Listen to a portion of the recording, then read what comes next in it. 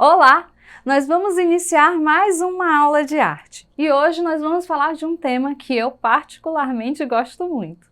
Talvez você que já me acompanha deve saber que eu sempre digo isso, mas é que eu adoro arte, gente. Então, hoje nós vamos falar sobre, acompanha comigo lá no slide, arte e subjetividade.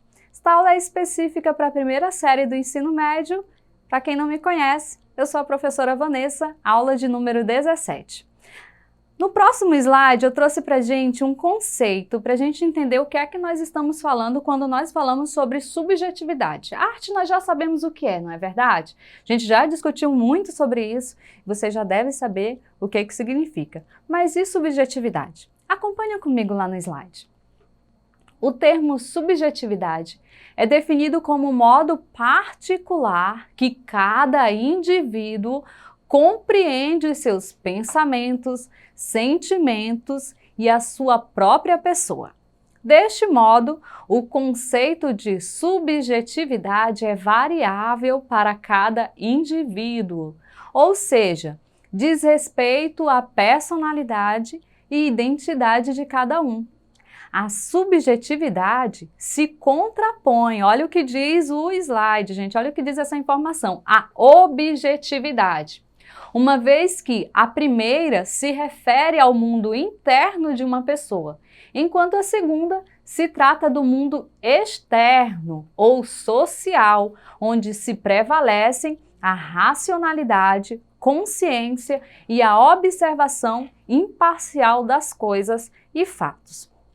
Bom, nós estamos falando sobre arte e subjetividade. No início nós vimos aí que o conceito ele trata de pensar o mundo a partir do indivíduo, a partir da experiência de um sujeito. E isso é importante para a gente entender a arte. Quando nós apreciamos uma obra de arte, quando nós estamos diante de uma obra de arte, nós estamos dialogando com a obra de arte e com a nossa subjetividade. Se nós não conhecermos a obra de arte, se nós não tivermos nenhuma referência dela, nós apenas vamos ler essa obra de arte a partir das nossas próprias experiências, portanto, a partir da nossa subjetividade. Naquele momento que nós estamos apreciando aquela obra de arte, nós não estamos sendo objetivos. Nós não temos nenhuma informação sobre o período em que ela foi escrita, por exemplo, ou desenhada, ou pintada, realizada, ou o artista que a criou. Nós não temos nenhuma informação desse gênero. Então, se nós estamos apenas apreciando uma fotografia, por exemplo, nós estamos dialogando com o artista, com a obra ou com você enquanto sujeito. Nós vamos tirar geralmente dessa apreciação o artista, porque ao entrar em contato com essa obra de arte, eu estou dialogando com as minhas próprias experiências, com a minha identidade. E ali eu sinto, a partir do que eu vejo, uma expressão artística, que só faz sentido a partir das minhas próprias experiências. Vamos acompanhar a leitura do próximo slide? Ele diz o seguinte, ó, primeiramente, é necessário destacar que a subjetividade implica a existência de um sujeito. Isso significa que temos que ter em mente que uma pessoa é única em seu modo de pensar, de falar e de agir. Que cada indivíduo tem as suas próprias experiências de vida e são essas particularidades que nos fazem únicos. Você sabe que mesmo que você tenha algumas características parecidas com as de outras pessoas, o conjunto de todas as suas particularidades te fazem uma pessoa singular. Até mesmo irmãos gêmeos que têm a mesma aparência não são iguais. Isso porque eles têm personalidades diferentes e também possuem experiências de vida diferentes. Então vejam a importância da subjetividade quando nós apreciamos uma obra de arte. E isso nós já falamos em aulas anteriores. Muitas vezes nós não gostamos de determinada obra de arte, mas isso não quer dizer que eu não estou diante de uma obra de arte. Quer dizer que aquela obra talvez não tenha feito sentido para mim. De acordo com as minhas experiências, de acordo com a minha subjetividade, eu não consigo apreciar ela da mesma forma que o meu colega, por exemplo. Mas isso não quer dizer que ela não seja uma boa obra ou uma obra de arte, isso não quer dizer que ela tenha uma qualidade inferior. Apenas quer dizer que para mim, enquanto sujeito individual, que tenho experiências únicas e que sou singular no mundo, não faz sentido. Deixem isso bem registrado na cabeça de vocês, principalmente quando vocês forem apreciar uma obra de arte, quando vocês forem a um espetáculo musical, teatral, quando vocês estiverem diante de obra de arte, seja ela fotográfica, uma pintura ou uma performance, porque nós temos que levar em conta que nós somos sujeitos singulares, assim como o artista que criou a obra, ok? Vamos ler a próxima informação? Hoje eu trouxe um monte de informações teóricas para vocês, mas calma aí que a gente vai chegar nas imagens. O que é que diz lá? Ó? Com o fim do artesanato e com atribuição de conceito ao trabalho, o que ocorreu no começo do século XX, iniciou-se o processo de abertura no campo da arte. A arte moderna foi um movimento de vanguarda que ousou aprofundar conceitos, inicialmente na pintura, ao girar a figura, ao exagerar nos traços e cores e ao transformar assuntos como miséria, solidão e desespero em poesia visual. A subjetividade tomava conta da arte para sempre, fazendo com que ela se tornasse pouco a pouco mais incompreensível, até que as ready-mades duchampianas dos anos 60 houve uma ampliação ilimitada da definição de arte, para o bem ou para o mal. Né? Essa informação é importante a gente entender, principalmente porque a questão da subjetividade nem sempre esteve em evidência. Lembrem-se que nós já estudamos também sobre isso, a gente já passeou pela história da arte. Nós tivemos um período em que a arte seguia as regras rígidas, que o artista ele não tinha liberdade criativa, porque ele estava servindo ora ao Estado, ora à igreja, ora aos interesses sociais. Ele não tinha ali como colocar numa obra de arte a sua subjetividade, por exemplo. Lembre-se, o nosso slide aí disse que foi a partir do século XX. Olha que informação importante. Então é a partir do século XX que nós somos reconhecidos como sujeitos, indivíduos únicos e que nós podemos sim ler uma obra de arte a partir do lugar em que eu vivo e dar um sentido para ela totalmente diferente. E olha o que nós ganhamos, né? É por isso, gente, que eu adoro a arte moderna e a arte contemporânea. Porque eu, enquanto sujeito, começo a aparecer. Enquanto indivíduo, começo a dar a minha contribuição. E nesse momento, a gente pode convidar você, aluno, para ver uma coisa que eu ainda não vi, a partir do teu ponto de vista. Que interessante, não é? E aí eu te convido agora para ver a primeira obra de arte. Acompanha comigo lá no slide. A maioria de nós, quando vê essa obra de arte, que aí eu pergunto para vocês, a gente leva na sala de aula, inclusive eu estou com saudade da sala de aula por conta disso, que alguns iriam dizer assim, professora, isso não é arte, não faz sentido, é um monte de riscos em uma tela. Talvez você tenha razão, talvez quem escreveu isso também tenha razão, mas o que será que o artista queria dizer? E olha que informação curiosa, a gente não vai discutir sobre essa imagem, a gente não vai ter tempo para isso, mas eu trouxe uma informação importante. Esse quadro é o quadro número 5 de Jackson Pollock, um dos quadros mais caros da história, custou nada mais, nada menos que 140 milhões de dólares. Continua não sendo arte com esse valor? É só para te questionar, não quero que você me responda. Vamos passar então para a próxima imagem.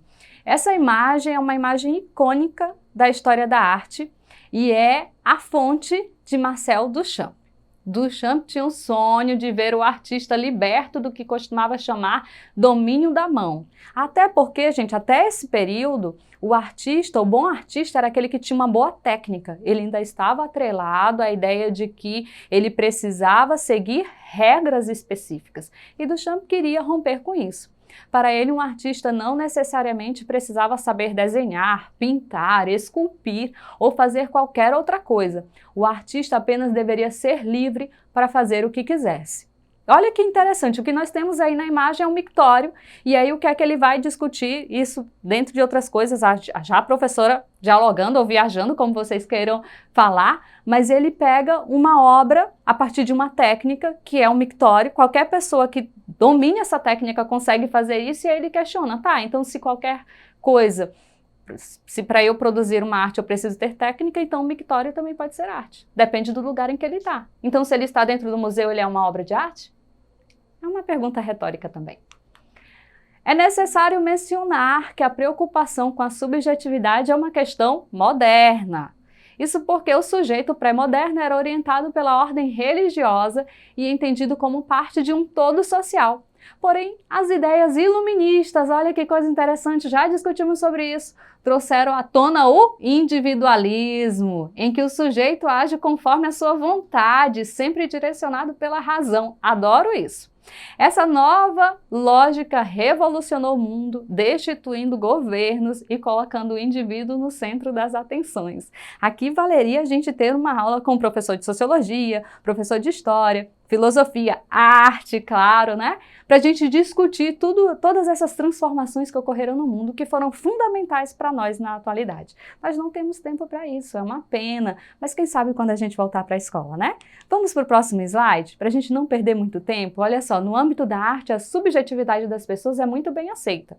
Nós sabemos que o artista tem o seu jeito único de se expressar e é exatamente por essa razão que eles são aclamados. Sabe-se que as experiências de vida de um artista e o contexto histórico-social da sua época influenciam na forma de interpretar a sua obra.